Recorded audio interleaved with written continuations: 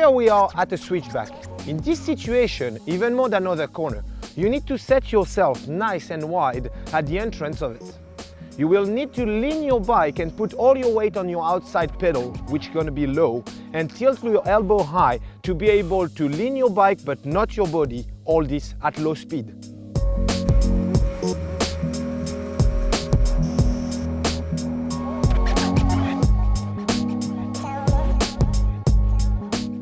To practice your cornering technique, what you can do is use a nice and wide road to just practice your position. You can just put yourself into a situation where you're going to lean your bike but not your body by dropping your heels on the outside of the corner and using your elbow to steer your bike in the direction of the corner. Summary of cornering. Lean the bike into the corner but not your body. Put your weight on the outside pedal. Look towards the exit of the turn.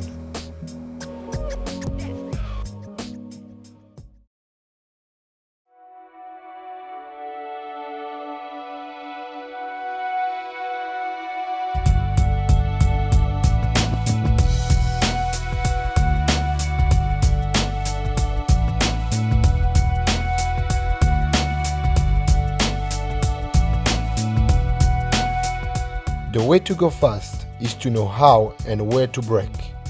Slowing yourself down at the right time will allow you to carry speed but also to stay in control. Here we are at the approach of a corner. As you can see, we have a pretty high speed run-in into a tight corner. The surface is pretty loose and it will be really hard to maintain grip and traction under braking.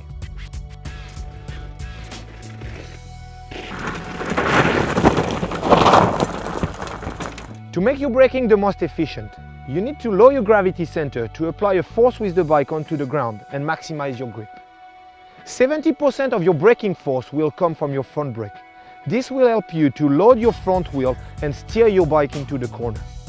To keep the flow of the trail, you need to make sure that you do all your braking before the corner to carry speed out of it.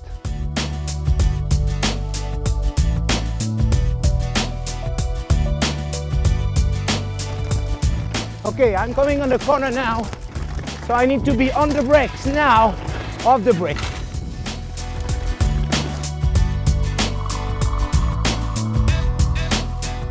Under heavy braking, you want to lower your center of gravity to increase your grip and force your tire onto the ground. This will also allow you to have more stability while slowing down. Bending your knees and flexing your ankle will reinforce this position. Make sure you keep your head up and look at the apex. Here is a ridge line, steep and technical, where you need to control your speed. You need to make sure that you keep your heel low, elbows and knee flexed to lower your gravity center and control your speed down the line. As I come down the section, I need to make sure that I shift my weight back to control my speed and not overload my front wheel.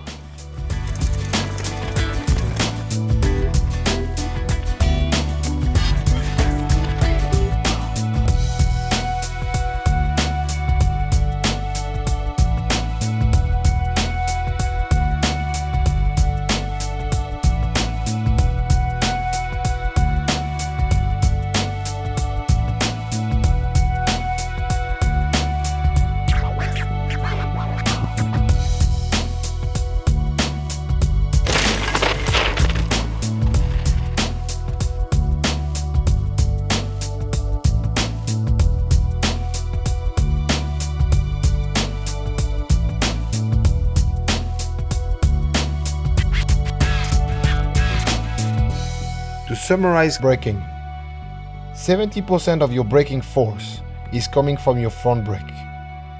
Lowering your center of gravity will improve grip and increase stability. Move your weight back for steeper sections.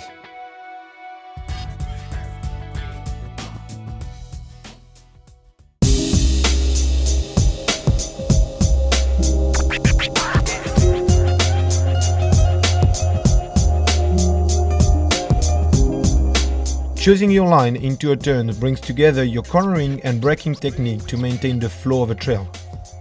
The goal of any corner is to maximize your exit speed.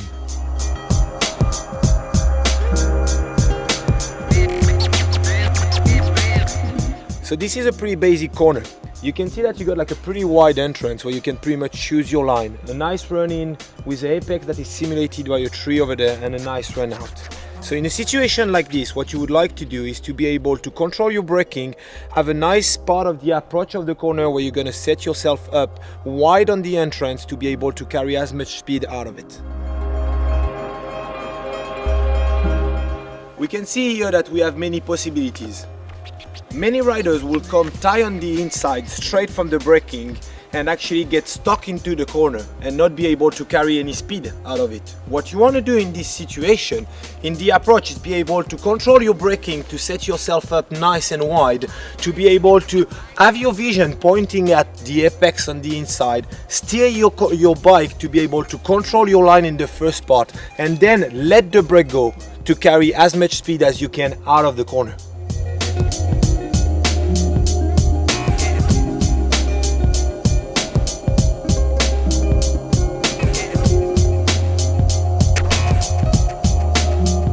In this clip, you can see the two different lines into a corner. You can see the inside line going faster to the apex, but losing time and speed by going wide on the exit.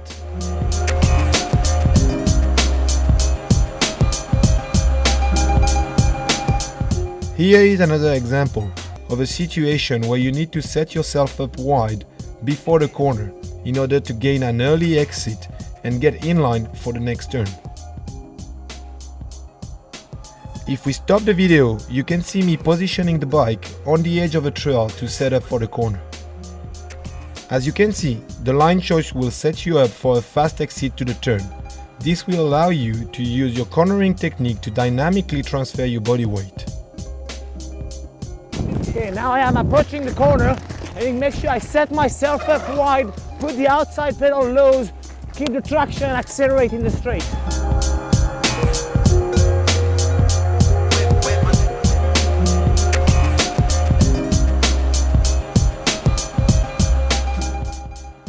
To summarize line choice, look ahead to plan your line. Set yourself wide on the approach to the turn. Link your cornering and braking technique to maximize exit speed.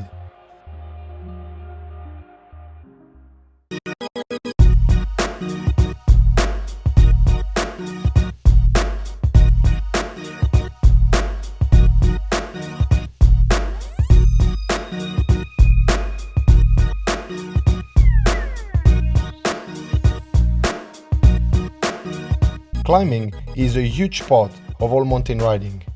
Tackling the most technical climbs requires both efficient pedaling and line choice. This will stop you having to carry your bike on difficult trails. On this section, we can see a pretty loose surface. You need to make sure that you're pedaling smooth and efficiently to control grip and maximize your traction.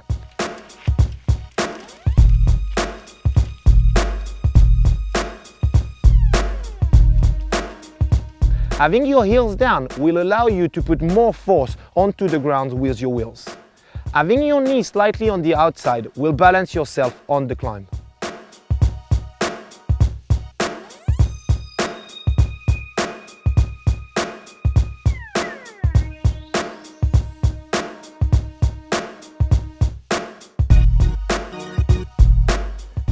Okay, one of the main important things is to actually be on the center of the bike and find the right traction just to control your grip, even if it's pretty slippery. Successful climbing comes from two main aspects. Smooth pedaling is achieved by applying a constant force in a circular motion rather than stamping on the pedals. Good body position will supply you with good grip and stability.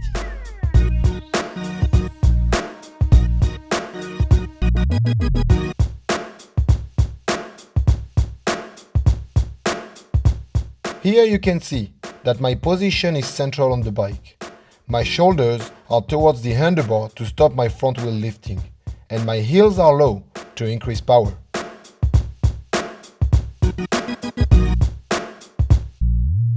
When you come to a steep section, you have the opportunity to stand up out of the saddle. Make sure you don't move your weight too far forward or you will lose grip on the rear wheel.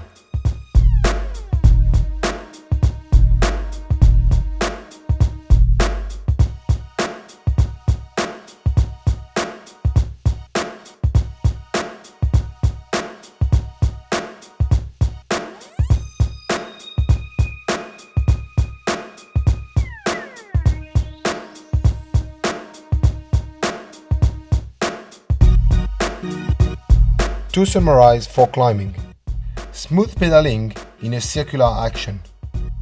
Keep a central position to maximize your balance and grip. When standing up on a steep climb, keep your knees slightly bent. Look ahead at the trail to smartly choose your line.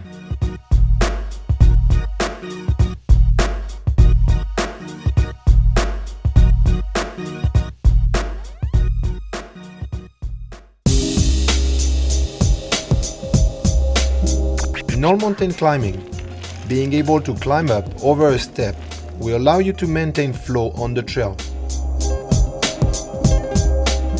While climbing, on the approach to a step, you need to make sure that you control your speed.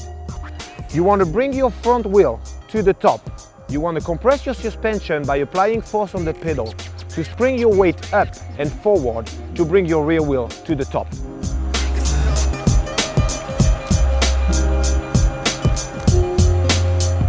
On the approach to a step, I want to lift my front wheel to the top and spring my weight up and forward.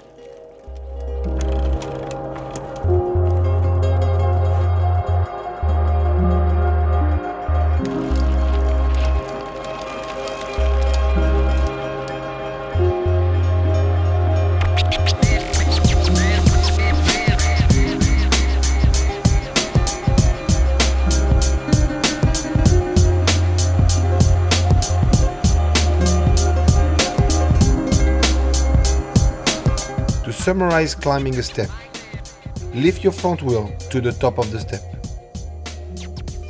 Throw your body weight up and forward to lift your back wheel.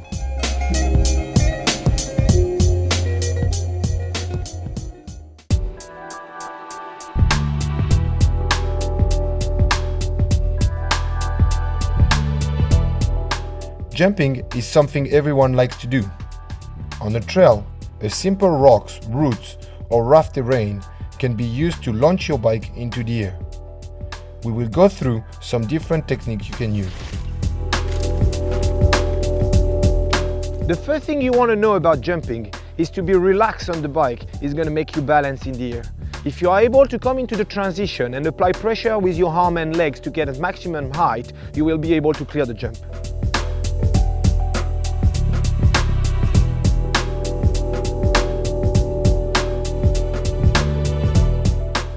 To be comfortable in the air, you need to make sure that you have your wheels approximately level. Once you see that you actually clear the overall length of the jump, you need to make sure that you push on your handlebar to dive your front wheel into the landing.